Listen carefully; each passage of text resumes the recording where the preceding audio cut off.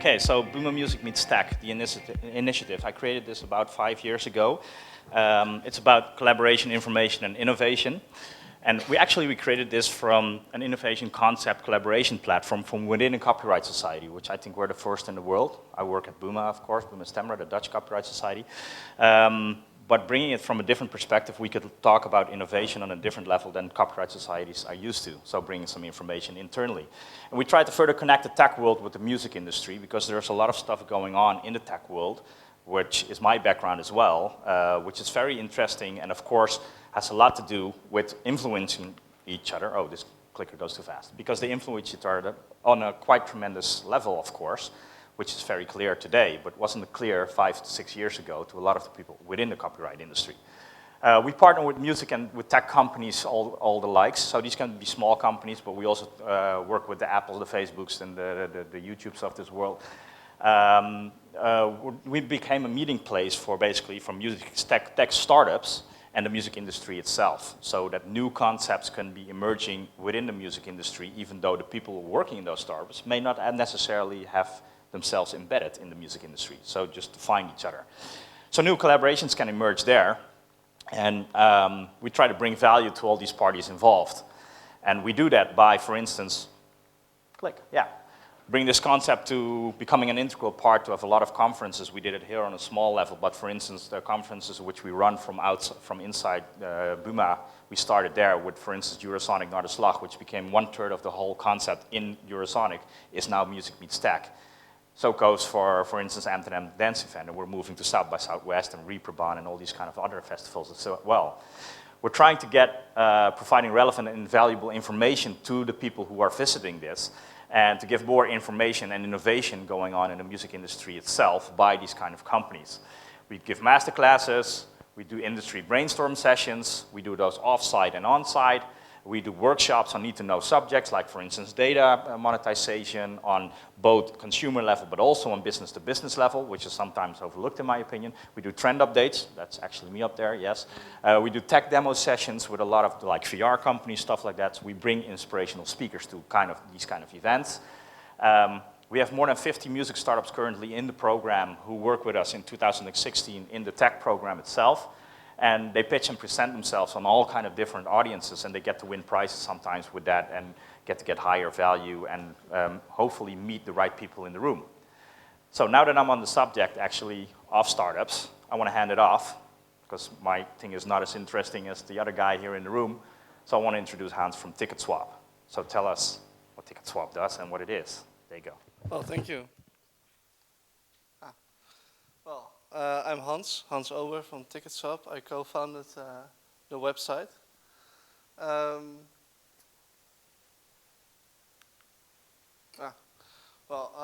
came up with the idea for TicketSwap because I was going to festivals a lot, and I found it really hard to sell a ticket for some festivals, and it was, sometimes you don't have money or you don't have time anymore, your plans change, whatever, your friends are not going anymore, and you end up with your ticket. And tickets are really expensive. You bought them in a very long term in advance.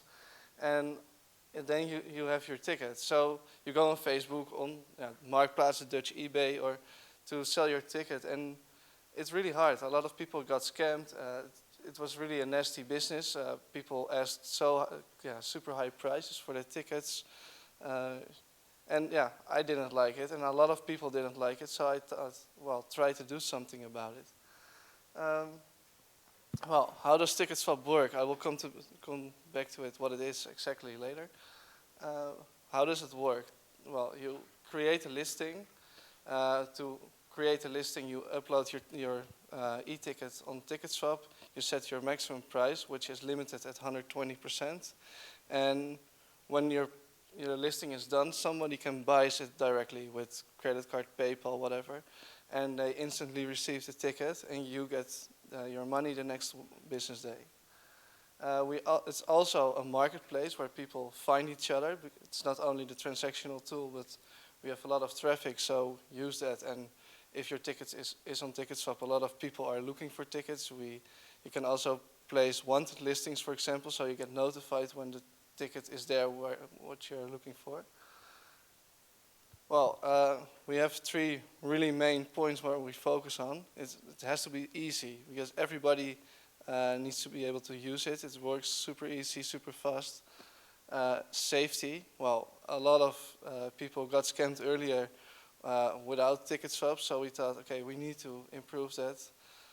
You can, when you upload a ticket, we do several checks on the tickets. We can even verify the tickets at the ticketing companies. We also, with SecureSwap, we can replace the tickets which are bought. So as a buyer, you get a completely new ticket. The seller's ticket, original ticket, gets destroyed or cancelled. And it's an honest platform because the prices are limited to a fair amount. It's just enough incentive not to go on Facebook or Marktplaats, but it's just an honest price. We take 5% on the buyer side and the seller side, and you can, the maximum price you can ask for a ticket is 120%. Well, this is me and my other two founders 3 years ago when we started. Well, I have a little bit of Dutch there, but we are a team. Frank is the guy who does most of the designing and development. Ruud is mostly only backend, and I am the business guy. And together we decide on what we're gonna do. We have a lot of partnerships, which are very important for us. Those partnerships enable us to communicate with all the different parties in the industry. We have partnerships with events, with organizers. So they have a special login at TicketSwap. They can check their event data, their statistics, all that stuff. We have SecureSwap with most of the partners we have. So, or we do it with the ticketing company that we automatically secure swap the tickets, or we get a lot of tickets in advance and we just really swap them out for new ones. And they can have, for example, widgets on the website. We really work with them where we can think of. And we work with ticketing companies. We connect with their APIs and check for validity. And we can also reissue tickets through their system, so that is fully automatic. And then also the names on the tickets are changed. That's really a cool feature. And we work with venues who sell their own tickets, so it's kind of the same way. At this day we have 620,000 registered users, so it's growing really fast. It's a presentation from 3 weeks ago. And around 70,000 of them are from other countries than the Netherlands. Most of the other countries are Germany, France, and Belgium. At this moment, we are really busy with implementing all kinds of languages from southern parts of Europe. We already have English, French, all the languages from the countries we are in. So we're going to Finland, to Sweden, to Poland, to Portugal, to Spain, Italy. So we really are going to try to get the whole west of Europe to use TicketSwap this summer. And that is that's our main focus at this moment, to try to improve the whole secondary ticketing in Western Europe. So I heard Andy had some questions for me. First of all, what is your added value, for instance, for festivals or venues directly? We have a lot of insights for them. We share that. We have, we give them widgets or other stuff to make sure that they have all the information they need, because normally when they sell out, their information stops.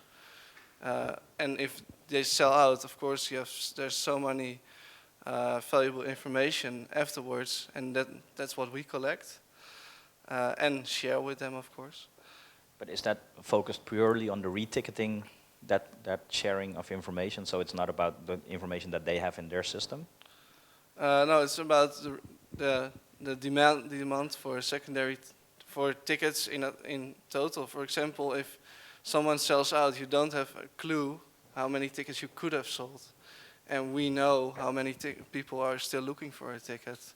Yeah, for the decision making, maybe for another time. So like maybe I want to sell them out twice or whatever. Yeah, for a second day, for example, we worked with Awakenings, and I'm not saying that it came because of us, but when we started to work with Awakenings, they had a one-day festival. We worked for a while with them, and I saw that a lot of events in the Gashouder, for example, would have sold out two times. So, yeah, I think that was a big added value for them to make the decision. So, what is the difference between you, for instance? Why would somebody work with you instead of, for instance, an eBay? Because you have similar things outside, of course, collecting the data. Mm-hmm. But why you and not eBay for a venue or for a festival? Well, eBay is focused on everything. We really have a platform based focus on events. You have really events on TicketSwap. You can really easily find tickets, but also the tickets are digitally uploaded to TicketSwap. So we facilitate a completely secure transaction, and we can do tons of checks on the tickets because we already have them. That's why we have a super low rate of people not getting in, and even if they don't get in, we're always there to help them and to find a proper solution for that. So you're basically eliminating the gray market there completely. Yeah, the gray and black, because we limited prices at 120%. Okay. I think that's what we have. Are there questions from the room? I'm afraid the question from the room is, sorry, we're out of time. Actually, I have a minute and a half, it says. You do, but I was not paying attention when I pressed go on that. I'll see you there where you can. I did press go. There's a reason that I don't normally put a timer there. I get to be an absolute authority, and now it turns out I'm wrong by 1 minute and 12 seconds. Well, there goes your system again. Okay, well, someone got one killer question they would like to ask? Yes. Sure. Hi, I'm Nick. I'm actually from eBay. Hi, Matt. Given that this is a presentation sort of within collecting sort of rights society, I was just interested, where you're not selling or reselling tickets for festivals that you're doing it for individual artists or individual performers, and there's a secondary demand, do you think any of the fee that you charge should be going to those artists as a kind of a incremental income stream as part of the rights? Yeah, it could be, but we decided to start with a really low fee to our customers, to the actual visitors. And the artist already made money from the ticket, and we try to facilitate added value for the artist by making sure fans can buy a ticket in advance, and if they decide after 3 months. Let me give you a small one. We already get our percentage from the venue.